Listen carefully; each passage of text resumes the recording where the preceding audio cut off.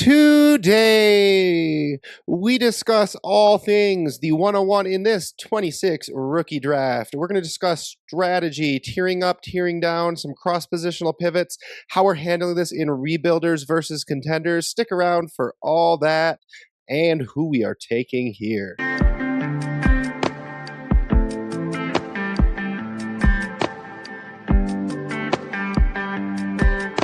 And welcome into the Dyno Construction podcast. Justin joined with David and JP. Very excited to be revisiting this series here. So what we're going to be doing through this video series, we're going to be taking a look at every pick in the first round from the 101 through the 112. What we're going to do is first, we're going to tell you who we are considering taking with this pick. Then we're going to revisit, or we're going to look at trades that have happened in actual leagues, as well as some that we've scoured Dynasty Daddy for. We're going to talk about general strategy with this position on different team builds, and then ultimately we'll tell you who at this point we are taking with this pick. This video being recorded March 23rd, well before the NFL draft. So of course, if you want to know who we're taking after the NFL draft, watch our mocks that are coming out then. But very excited to get through all of these positions, all of these picks, and really just evaluate our strategy for how we're going to handle this in our rookie drafts when that comes to. So before we actually hop into all of who we're going to be taking, I'm going to ask David how you're handling this on a rebuilder, and JP how you're handling this pick on a team that you have aspirations of contending. Yeah, I think it's an interesting one because,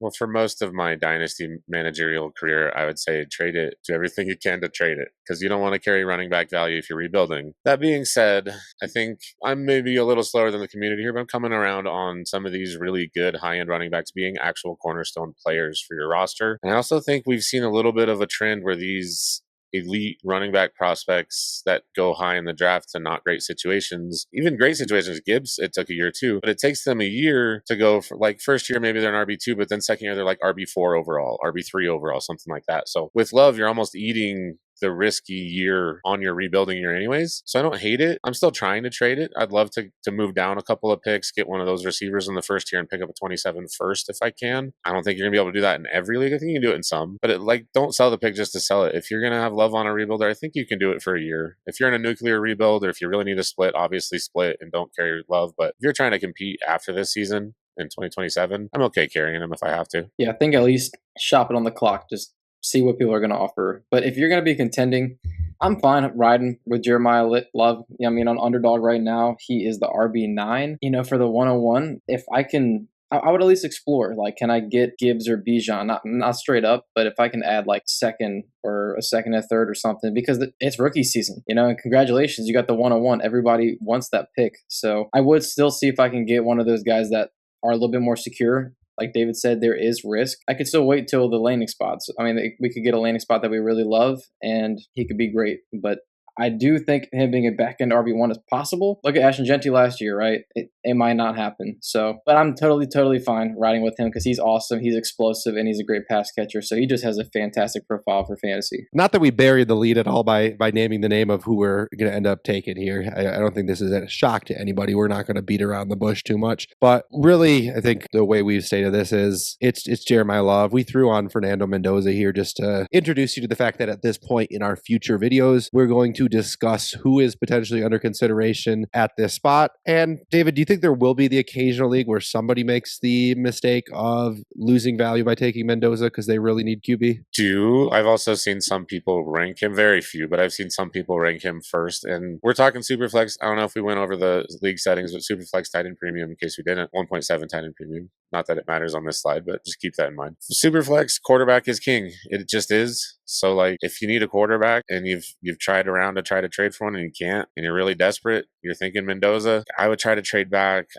I would do everything before taking Fernando Mendoza over Jeremiah Love, just because I think you're losing about a first in value there when we're talking like startup ADP, and that's not a good move to make. But of course, nothing we are looking at doing as far as that. None of us would make that. I would hold Love until the first week of the season and then try to solve QB at that point. I would not burn that first in value David referenced there under any situation. So now we're going to talk about trades that we can make, because this is a incredible pick. I've seen the 101 in one of my leagues. This isn't a trade I made, but I saw the 101 fetch the 105 25 and a 27 first and a 28 first. And this is a start 11. There's no reason for it to be doing it. People are absolutely BANANAS. Now, these are some trades that we pulled either from leagues we're in or from Dynasty Daddy. Going to discuss all of them. The very first one, the 101 in Trevor Lawrence or Josh Allen. David, you're the Allen above all. He's been your QB1, and even when he wasn't my QB1, and you've always been right putting him as QB1, even when I wanted to put somebody else over him. Where are you on this one here? I think this one is close enough that you can consider it based on your roster. In a vacuum, I'm definitely going Allen. If I have anywhere near the assets to combine them, I would be happy to send this. Now, I've been on a couple of teams where I've been desperate and I've had Allen. I've needed to split him. I think this is a fine return. I might try to get a little more, but I think this is a solid return if you got to split Allen. Can you break that down for me? What is your cash valuation in arbitrary, let's say, firsts for Lawrence and firsts for the 101? I think it's over 2 for the 101. I think some people might say 3. I can't quite spend 3. 3 is kind of like towards the upper end of what I'm willing to spend for a running back or a receiver, especially a running back. Lawrence, I mean, man, the way he ended last season, he looks like he could be a stud. I think he's maybe being a little overvalued because of that. I like the situation he's in a lot, but we've also seen a lot of mid-quarterback play from him with spurts of high-end play, so I'm a little worried that's not going to continue into this year. I'm happy to start him if he's on my team. I'm not like worried to the point I'm trying to upgrade him desperately. But if Josh Allen's available, man, I've never been in a league where he's got put on the block and I haven't at least sent an offer. And I think this is a fine offer to send. So I'm going to take Allen unless I'm desperate to split him. I'm pretty heavily on the Lawrence 101 side just because I think it's still two pretty high end assets. A lot more youth that I'm kind of de-risking off of Allen's age, and we'll see if that unicorn ever stops producing gold. JP, can you break the tie for us here? Yeah, it's tough. I mean, I play in start 11 leagues, and so I think I would have to lean on the package side, but definitely think it's a fair offer, though. Yeah, I think in a start 9, it's much easier to consider Allen for sure. The next trade here, the 101 or tearing down to the 102 plus a 27 first. I'm going to throw this to JP first. I'm firmly on the package side here because I think 102 is around 2 firsts in value, and I'd say 101 is like 2.5, I'd have to say right now, and you're getting a first here in the 27 first at that. We know those picks are gold in the market right now, and everybody wants them. They are hard to acquire. So I'm going to lean that side as well because I also really like the wide receivers, and just give me the wide receiver that's got the best landing spot, maybe the best draft capital.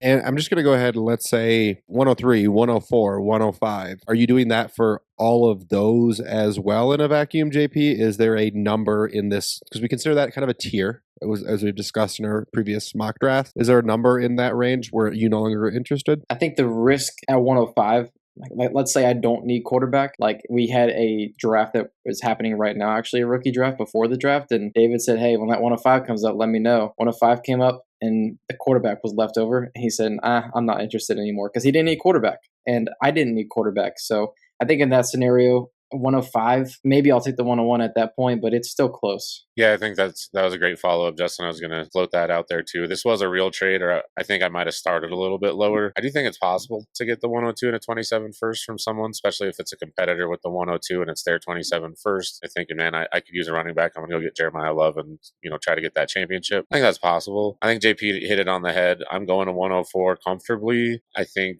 I would go to 105 if I'm okay taking Mendoza. And to be clear, we'll talk about this more as this series plays out, but I'm not against Mendoza. I think I'm actually maybe his biggest fan of this group. Just if you don't need a quarterback, why are you trying to spend a high-end asset on a quarterback, right? So in some situations you can, but man, I think 104 is probably my line to do it blind today. I think I'm pretty much on the same page as you guys. If you need quarterback, sure, go to the 105 and the 27 first, but see if you can add something else on as well. And also maybe just wait a little bit, see if you can get something similar from somebody higher up later on. Next one, the 101 or Drake London. I know I just threw the last one to you first as well, JP, but as the Atlanta fan, I just want to know your opinion here. Yeah, I've been kind of debating it. Is that close for me? But I'm going to lean the Drake London side because of what he was producing last year when he was healthy was top 6 fantasy wide receiver numbers. And plus, they don't have anybody else there, really. They have Kyle Pitts, who, he's a solid receiving weapon for tight ends. League winner last playoffs, but outside of that, the entire rest of his career, correct? I mean, outside of that game, even just last year, I think that game accounted for like 20% of his points or something close to that for the whole season. So yeah, Drake London is going to be a target magnet. I think he's awesome. He's going to be turning 25 this year, but I think in season, people are still going to be tripping over themselves to take him. And I just love the wide receiver value more than running back. It's close, like it really is. But like David said, 101, if that's Jeremiah Love and he starts out kind of slow, like he's probably going to lose a little bit of value. Pretty comfortably the receiver. I think quick math, I have him about receiver 8-ish. I believe that's pretty much where he is. I think he's the last receiver that I would take over the 101 for sure. I might consider Tet. I like Tet a lot, but he's got Bryce Young as his quarterback, and I think that's probably what we're looking at for at least the next few years. So his ceiling is a little bit capped in my opinion. I know London has Tua, but I believe London's a better player, and we've already seen that. So I will take London. I don't think it's crazy if you prefer the 101, though.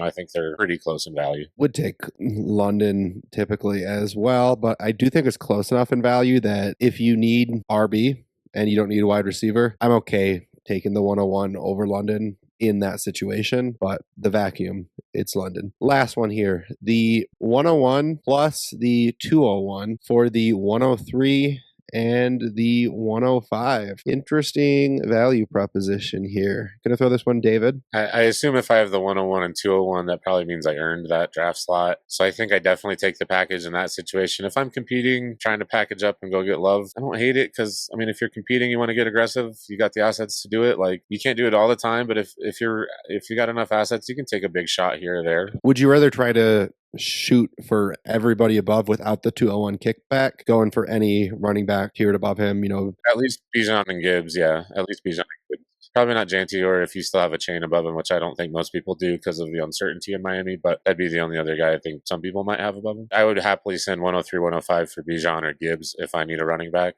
And if that got shot down and this was on the table, I don't hate it. I think the package side has more value, but if it makes sense for your team, you can give up a little value. Yeah, I don't think I can do it. I think I got to take the package. I see that close to 4 first in value. And like I said, the 101 is like 2.5 for me. If you call 201.5, it's like 3 first to 4 for me. I don't think I can do it just value wise. I mean, I get it. Some people are going to be aggressive at times, but I don't think I could do it. Yeah, I think it's just the question of what all else can you do with that 103 and 105? Can you go for a KW3 or a James Cook at the 105, whoever your running back that's outside of the truly elite, Jonathan Taylor, Saquon Barkley, even if you believe he's going to bounce back? I don't know that I'm buying him for the 105. Probably more like the 106, 107 once we establish like the next tier of players that I'm more interested in. But yeah, I'd rather try to solve running back in a different way, I think, than spend that much cash on it. But if it's the 103 and the 106, are we all of a sudden interested, JP? Yeah, because it is a tier break for me. So I think at that point, I might consider making that move. Still needing the 201 kickback though, right? Yeah, for me,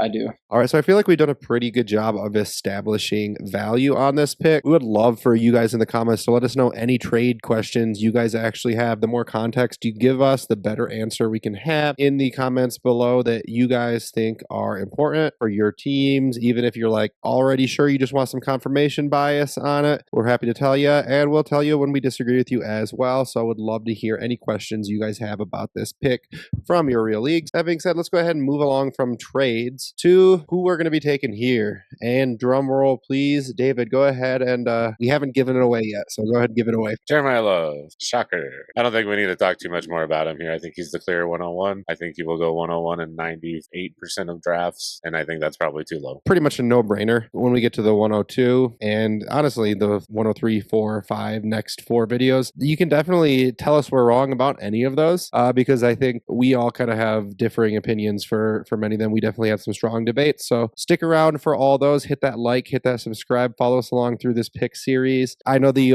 26 class not quite as exciting as the 27s, but you gotta love the one you're with, and this is the draft class that we're going to be adding to our team, so we just really need to make sure that we're fully equipped to handle it as best as we can to build championship rosters. So thank you for joining us for another episode of the Dyno Construction Podcast. We hope you found this as helpful for you as it was for us. Please remember to like and subscribe wherever you listen or view, and from all of us here at the Dyno Construction Podcast, until next time.